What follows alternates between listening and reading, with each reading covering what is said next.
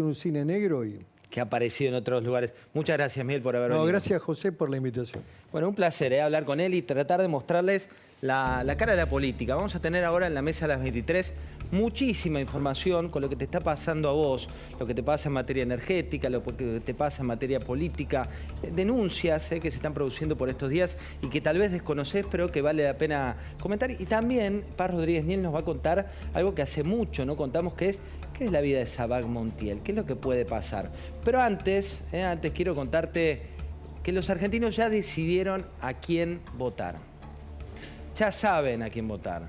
Hay grandes riesgos de la Argentina que viene y algunos de esos riesgos tienen que ver con que ya no hay tiempo. Los políticos hoy dudan, pero el electorado, vos, ya definiste lo que querés de cara a las elecciones. Y les decís una y otra vez que es fundamental que los principales partidos políticos en la Argentina estén a la altura. Si no, se quedan fuera de juego.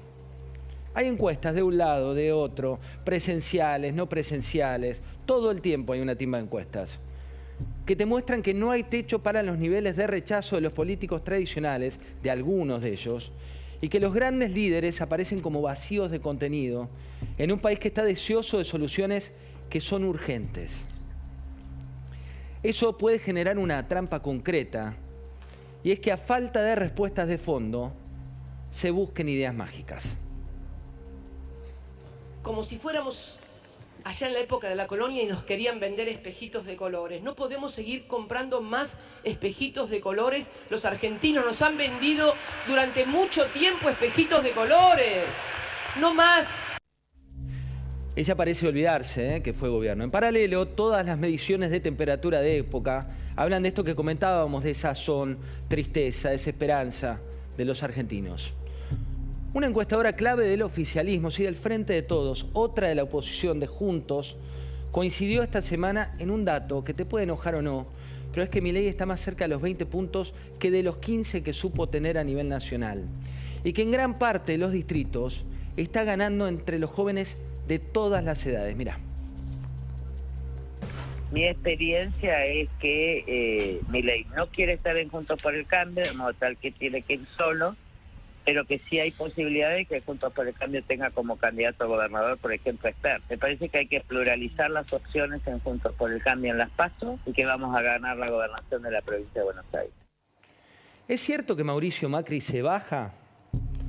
Bueno, desde el entorno del expresidente dicen que es difícil bajarse de algo a lo que nunca se subió. Dicen que la resolución de su candidatura es más una ansiedad de terceros que la de él. No te escuché a vos, pero ¿sabes que el problema en la Argentina es político? A ver. A la Argentina lo que le falta es generar, si vos querés, una credibilidad política. El problema es político de la Argentina.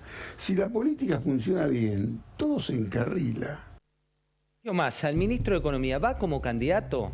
En principio dice él que está fuera de juego por el propio peso de su pragmatismo.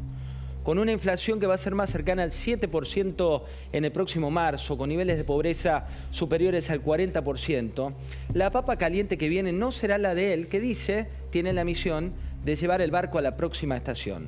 Un dato, tiene propuestas para irse a vivir al exterior, e inclusive dentro del sector privado. Sin embargo, hay una decisión que ya tomó, y es que va a aplicar política. Primero quiere garantizar las acciones de su Frente Renovador en la próxima elección y la de sus representantes. Una vez que tiene ese consenso, va a correr el velo de su futuro. Inclusive, otro dato, Malena Galmarini tiene en gateras a Tigre como el distrito clave. ¿Qué está pasando en el Frente de Todos? Máximo Kirchner y Axel Kicillof se están peleando de verdad, no es una pelea de hecho. Lo mismo está puesta en escena entre provincia y nación respecto de lo que ocurre en seguridad, donde Alberto Fernández aparece como un actor de reparto y Aníbal como el titular. El gobernador quiere su reelección, recorre la provincia hoy con mucha acción. No tiene el Clio, pero la recorre casi igual. Máximo Kirchner, presidente del PJ, tenía un favorito como también lo tenían varios intendentes de Buenos Aires. Ese favorito no era Axel, sino Martín Insaurralde. Y varios lo quieren en la batalla presidencial a Axel, a donde él jugaría perdedor. Creo que podemos construir ese lugar que le permita a quien diseñó la estrategia en el 2019 vuelva a diseñarla.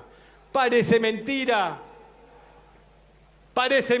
muchas veces que tras la persecución del partido judicial, el hostigamiento mediático constante, metódico, pensado y diseñado, haya compañeros y compañeras que están más interesados en ganarle a Cristina que en sacar el país adelante.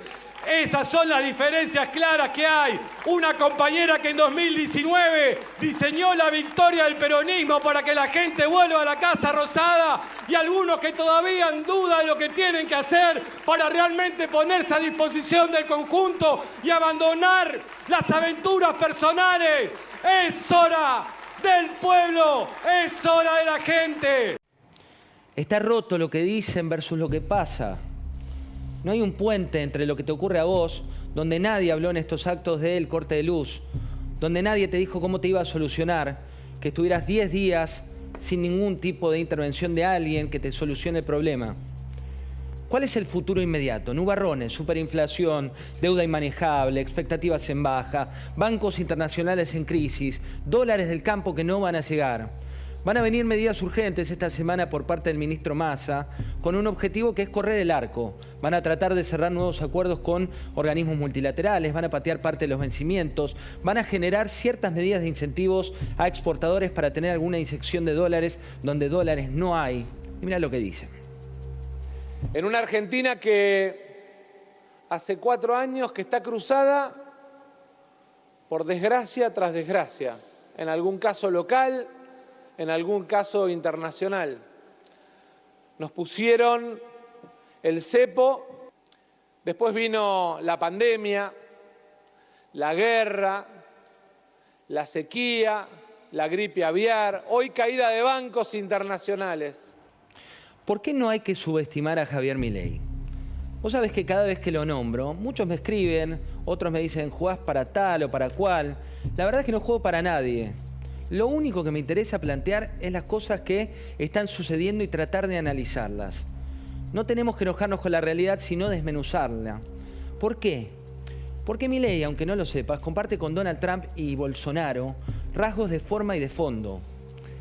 Es capaz de leer muy bien e interpretar lo que está pidiendo un sector de la sociedad, que hoy está relegado, que está harto de la política, y ahí tiene uno de sus principales activos. Otro activo es que sus votantes no son ideológicos, no son de un segmento socioeconómico, pero el corazón de su base electoral pasa por los jóvenes.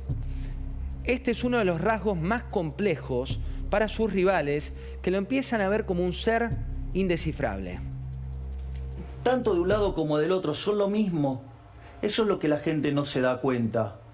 La gente no se da cuenta que en un gobierno del Frente de Chorros, los radichetongos, la coalición cínica, las palomitas tibias del PRO. Le pusiste un nombre a la Cámpora también, ¿no? ¿Cómo? A la Cámpora también le pusiste un nombre. Sí, pero eso viene ahora cuando hubo el otro caso. Ah, es como un estándar. Claro, sí. claro. Entonces, digamos, aun cuando está el Frente de Chorros, todos estos que te mencioné, los radichetongos, digamos, la coalición cívica, las palomitas tibias y amargas del PRO, todas van a seguir teniendo laburo. Es más outsider, viene más de afuera que los expresidentes de Brasil y de Estados Unidos. Bolsonaro era parte de una clase política a la que decía querer cambiar, pero había sido diputado por más de 20 años. Trump, pese a no contar con experiencia política, tenía detrás toda una estructura del Partido Republicano, que es el más antiguo de los Estados Unidos. Ese rasgo de venir de afuera o de estar dispuesto a destruir la casta lo lleva, y esto hay que prestarle mucha, pero mucha atención y evitar las simplificaciones, a políticos menos conocidos. Un caso es el de Jimmy Morales, búsquenlo. Es un comediante que llegó a la presidencia de Guatemala, pero que en poco tiempo no logró el cambio prometido. O también al actual jefe del Estado de El Salvador, Nayib Bukele, que acá lo convertimos en noticia por el capítulo de seguridad o por lo que ocurre con los presos, pero tiene aristas muy, pero muy complejas. En definitiva, el despertador está sonando. Los precandidatos, como Horacio Rodríguez Larreta, van por fuera de la cancha con un sentir antigrieta que no aparece como el deseo del electorado. Patricia Bullrich se plantea como una opción juntos un poco más moderada que Milei, pero con algunos puntos en común. Gerardo Morales lanzó su precandidatura diciendo que a Milei le dan un autito de calecita y lo choca. Pero por lo bajo hay preocupación en ambos espacios políticos con que en la medida que la crisis argentina se espiralice, la gente ya no va a querer saber si se presenta Pedro, Marcelo, tal o cual. El ausentismo va a crecer y el voto castigo, cualquiera sea la fuerza en cuestión, va a aparecer. ¿Por qué? Porque a río revuelto la ganancia vuelve a ser de los pescadores. Tengo confianza, por eso le digo a los políticos y a los funcionarios. No a todos los políticos ni a todos los funcionarios, porque hay que preservar las instituciones. A algunos políticos y a algunos funcionarios que están ahí viéndome, si siguen haciendo las cosas que están haciendo, yo voy a tratar de estar acá todo el tiempo posible para seguir jodiendo. Y para cuidarlos también. Y para preservarlos de la máquina de cortar boludos, porque si pusiéramos la máquina de cortar boludos dentro de la máquina del túnel del tiempo y se pusiera a cortar boludos históricos con retroactividad, otra hubiera sido la historieta hoy. Historieta que como país no creo que nos merezcamos. Esto lo dice mi libretito Santiago Varela. Yo no estoy tan seguro. Emilio Apud fue secretario de Energía. Emilio, buenas noches, ¿cómo estás? ¿Qué tal, José? ¿Cómo estás? Gracias por recibirnos en tu casa. Esta semana fue noticia y mucho la cantidad de gente que sufrió lo que pasa con los cortes de luz y de agua. ¿Por qué se producen?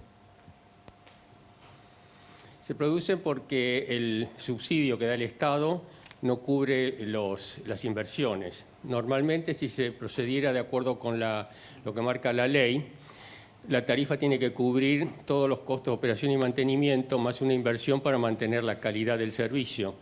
El Estado da una parte de lo que es el costo ese que te mencioné con inversión y lo que paga el usuario. Pero el otro complemento, que es el que sería para inversión, no lo está dando. Entonces, limita a la concesionaria, tanto de Nor como de Sur, a cumplir con su parte contractual porque no tiene el dinero para hacerlo, así de sencillo, ¿no? Emilio, hay otra simplificación que tiene que ver con una frase muy coloquial que es se la llevaron toda, dicen se llevaron toda la plata en su momento, ganaron muchísimo dinero. ¿Eso es real? Bueno, basta con ver los balances y en el caso de Edesur, que conozco, no han repartido dividendos salvo en un año desde que tienen la concesión, ¿no? O sea que mucha plata no se pueden haber llevado. Además, desde hace un par de años tienen un veedor, ¿no? Un veedor que está ahí sentado al lado de los contadores de la administración de Edesur y, bueno, si estuvieran haciendo algo, haciendo malversación, como es lo que acusan, o fraude, bueno, habría que hablar con el veedor cómo se le escapa eso, ¿no? De una forma tan grosera, ¿no? Hay que aclararle a un veedor por parte del Estado que es quien ahora dice que incumplen o les pone una denuncia penal a los directivos. Pero yendo un poco a lo que le pasa a la gente, ¿cómo se soluciona esto? ¿Cuánto tiempo queda para poder tener una solución de fondo? Mira, aunque cambie el gobierno, el verano que viene va a ser peor que este, porque no hay una cierta inercia, ¿no? Acá hay un atraso en las inversiones. Vos pensás que en 3 años y medio a las distribuidoras se le ha permitido un ajuste de 32-33% cuando la inflación en ese mismo periodo fue de 324%. Entonces, eso se nota en que, hay cables que habría que cambiar, hay transformadores que ya no funcionan y bueno, y eso se fue postergando. Entonces, podría mejorar un poquito, pero yo no creo porque, primero, hay que volver a la ley. La ley dice se hace la revisión tarifaria integral, que es un acuerdo entre la concesionaria y el Estado a través del ente regulador. Si eso se hiciera, supongamos, enero, febrero, marzo del año que viene, bueno, ya estamos muy sobre la hora. De todos modos, yo creo que no es solamente el problema de distribución, se ha sumado ahora el problema de generación. Ha habido cortes por orden expresa del despacho que dice de carga, que dice, bueno, muchachos, bajen porque no es suficiente la generación que tenemos. Ahora, el común de la gente, si lee los informes del gobierno, dicen, ¿cómo no va a alcanzar si hay 40.000 megavatios instalados y la potencia máxima es 29? Sí, una cosa es la potencia instalada y otra cosa es las máquinas que están funcionando.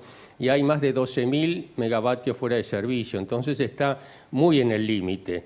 Entonces hay que ahí también hacer una inversión y eso lleva tiempo. Así que yo creo que va a ser muy difícil para el próximo gobierno decirle a la gente que va a tener que pagar la tarifa por lo que cuesta la energía, ¿no? Y que no vea los resultados. Va a haber que explicar que eso se va a lograr recién en 1 o 2 años, pero que se puede lograr, porque piensen en el gobierno de Macri con ese aumento salvaje como se lo catalogó a las tarifas, pasó de tener un subsidio del 80% a un subsidio del 20% nada más. El resto lo pagaba la tarifa y se empezó a cumplir los contratos y se le exigía a las empresas que invirtieran. Tan es así que en generación se invirtieron más de 10.000 megavatios, se instalaron, de los cuales más de la mitad eran renovables, y entonces se superó el cuello de botella de generación.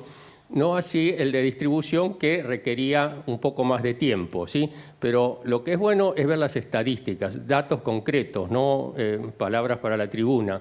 Recuerden que había aproximadamente 40 horas por usuario año de corte en el 2015. Cuando se va el gobierno anterior, gracias a esas tarifas salvajes, se pasó a 1/3 de eso, a menos de 13, y ahora está creciendo otra vez. Entonces, si uno hace un razonamiento simple, bueno, estamos teniendo un servicio acorde con lo que estamos pagando, ¿no? Y es necesario que la gente vaya entendiendo eso, y sí, aquellos que en realidad no pueden pagar porque su condición económica no se lo permite, bueno, va a haber una tarifa social donde se le va a dar gratis, podría ser, un porcentaje, un valor de kilovatios hora o de metros cúbicos, pero todo lo que consuma por arriba lo va a pagar a la tarifa final. Y ese dinero puede ser un cheque que se le dé o una transferencia que directamente va a la concesionaria. Es decir, el sector eléctrico percibe el 100% de la tarifa, y ahí sí van a tener que cumplir, porque una vez que el Estado está cumpliendo con el pago, entonces le puede exigir a la empresa que cumpla con la calidad, y si no vienen las sanciones, y hasta puede ser el retiro de la concesión, ¿no? Porque son concesiones que todavía le falta 60 años para que... Sí, queda una vida. Clarísimo, Emilio, muchísimas gracias por esta charla, como siempre con el dato exacto. Gracias. Un abrazo, José. Adiós. Bueno, y vamos a la mesa. Tenemos mucho para hablar de acá a la medianoche. Estimada Paz Rodríguez Niel, buenas noches. ¿Cómo andás?